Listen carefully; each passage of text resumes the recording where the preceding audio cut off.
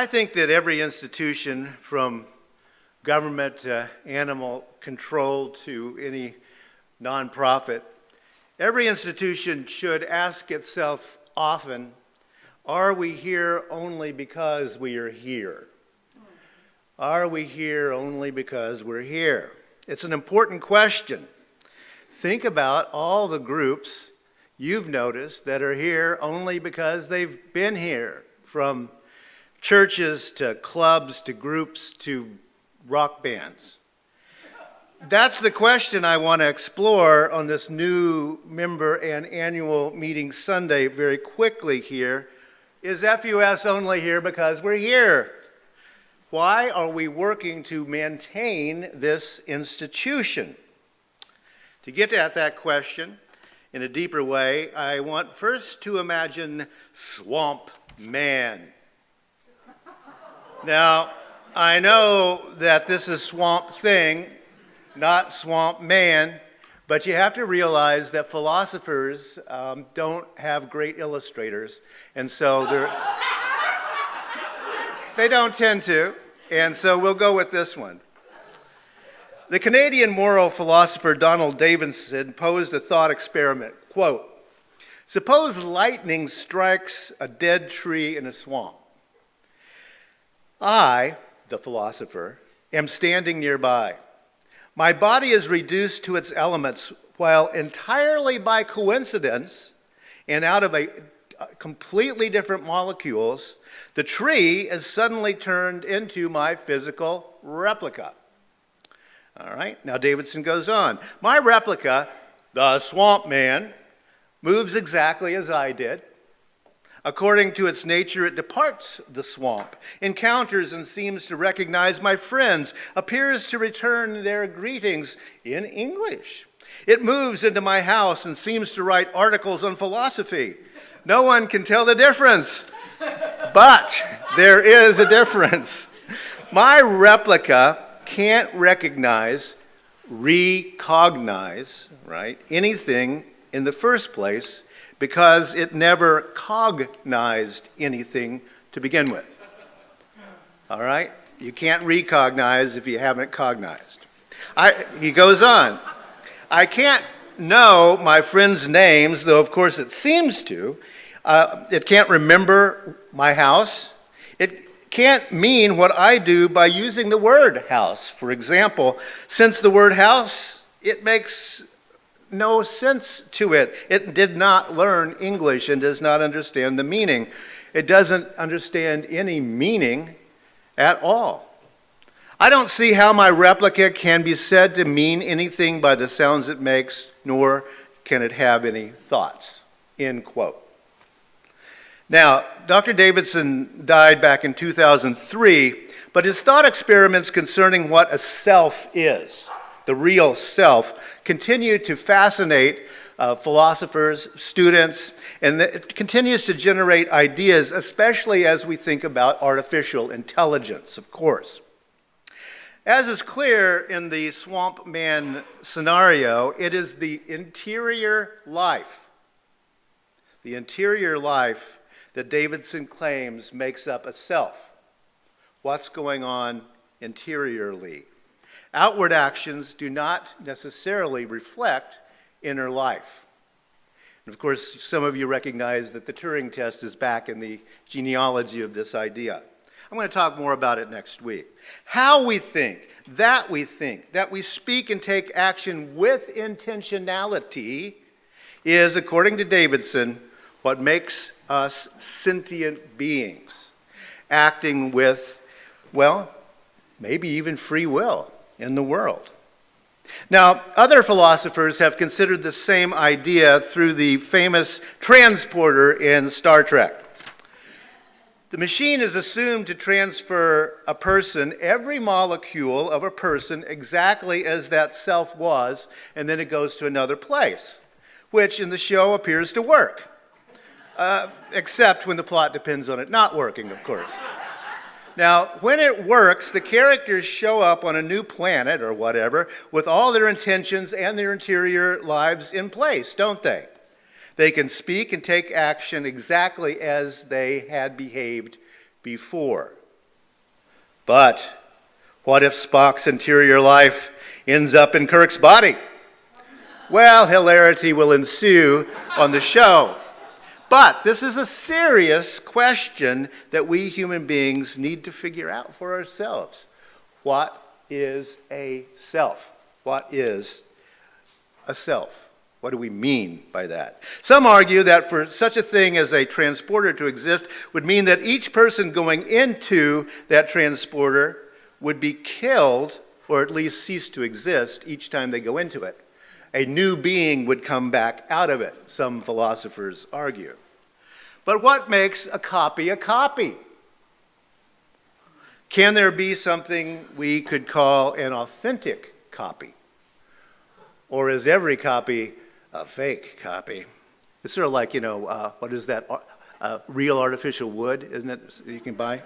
For Professor Davidson, this is a very serious point, and he makes it very explicit. He says, nothing in the world, no object or event would be true or false if there were not thinking creatures.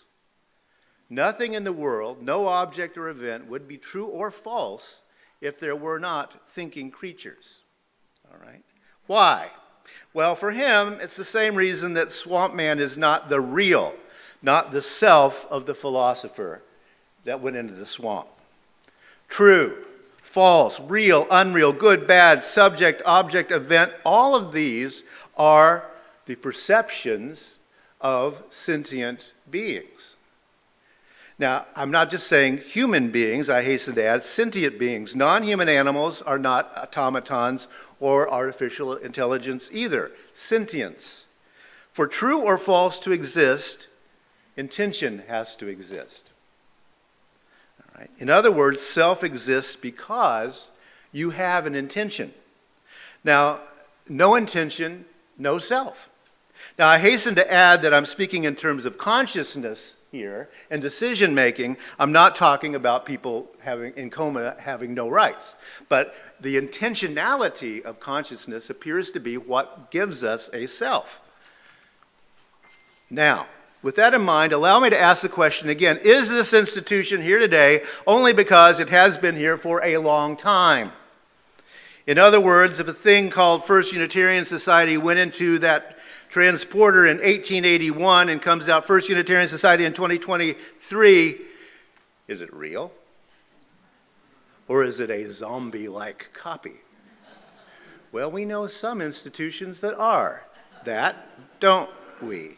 My answer is that it depends upon you, the collective you that is the collective consciousness of First Unitarian Society.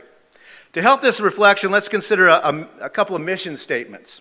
Now first, our sister congregation across the highway, Hennepin Avenue United Methodist Church. I hasten to add, by the way, I'm not Christian bashing. The senior minister there is a good friend of mine. I'll be going to her retirement party in a couple of weeks.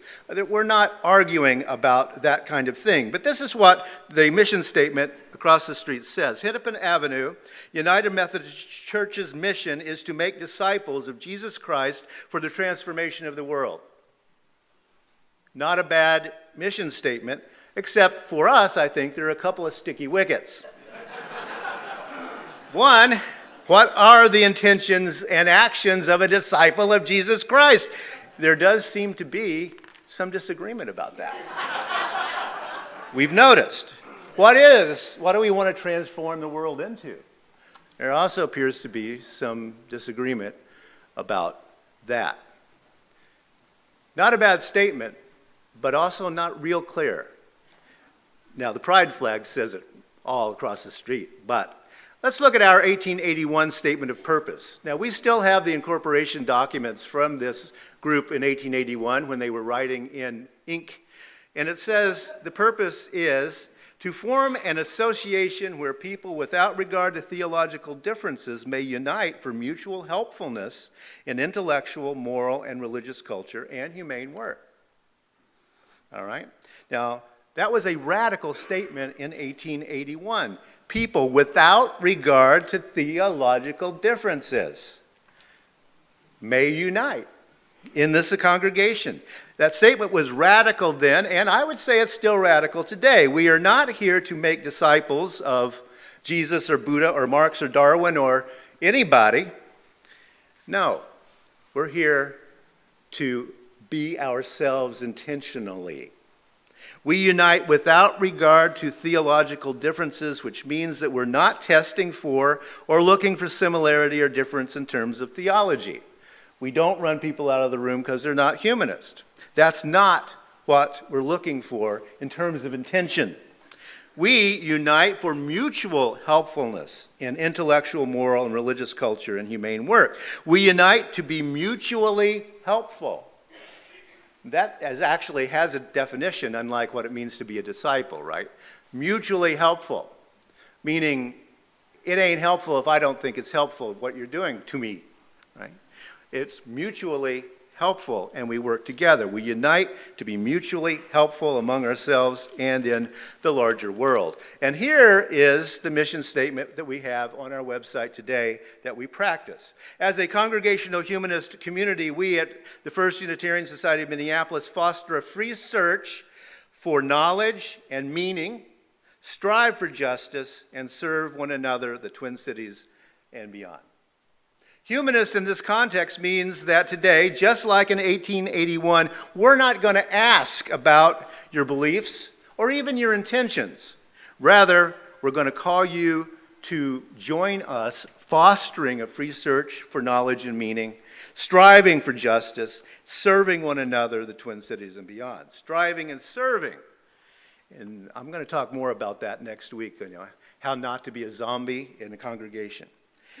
Two things can be true at the same time, as we all know. Yes, this institution has a proud history, but no, we are not finished with the work that our forebears set us to do. We are here today to join with the many generations of free-thinking, free-acting people joining together in the call of those founding words. We want to do it consciously and intentionally. So may it be.